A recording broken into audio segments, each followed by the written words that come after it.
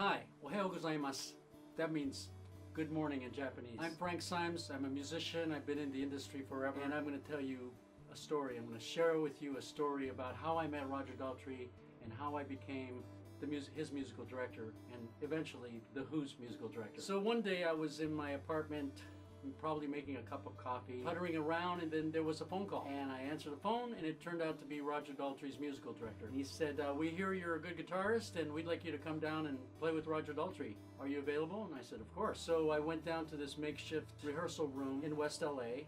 It was a nightclub. Of course I brought my guitar. It was my old Telly and my top hat amp. And I tuned up my guitar and got my amp ready. And just as I was completely tuned, Roger saunters in, nonchalantly playing Behind Blue Eyes. And that was a moment right out of a movie.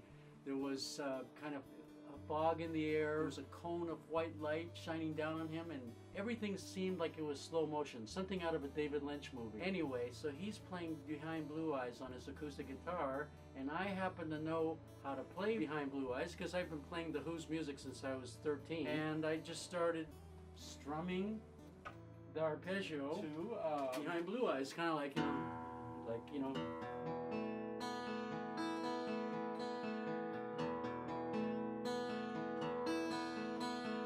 no one knows what it's like, and so on. So I knew the song, as I said, and I started playing along with him. And he kind of nodded at me and he said, "Oh, you know it."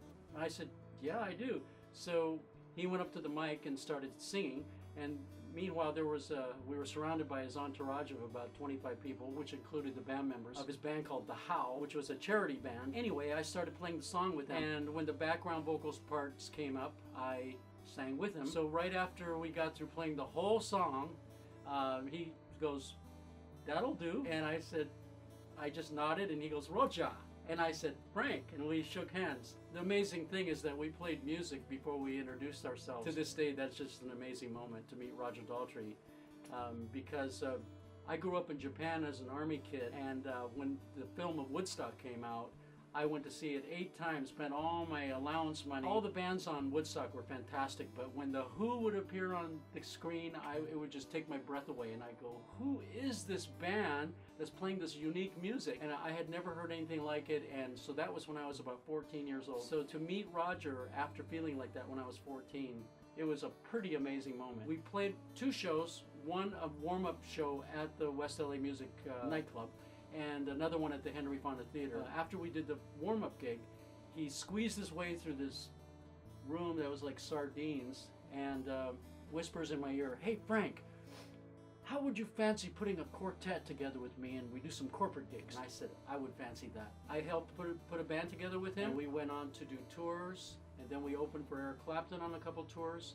And then the big moment for me was to organize and orchestrate all the music for Tommy, build audio tracks, figure out the right keys, the right lengths, and all the details. I put my heart and soul into it, which led me to my work with The Who eventually, when I did the same thing with Quadrophenia. And so that's pretty much my story. Thanks for watching my video. Don't forget to subscribe to my channel. Leave a thumbs up if you liked my video. Please send me comments about what you would like to see on my channel, and the links to my social media are listed below.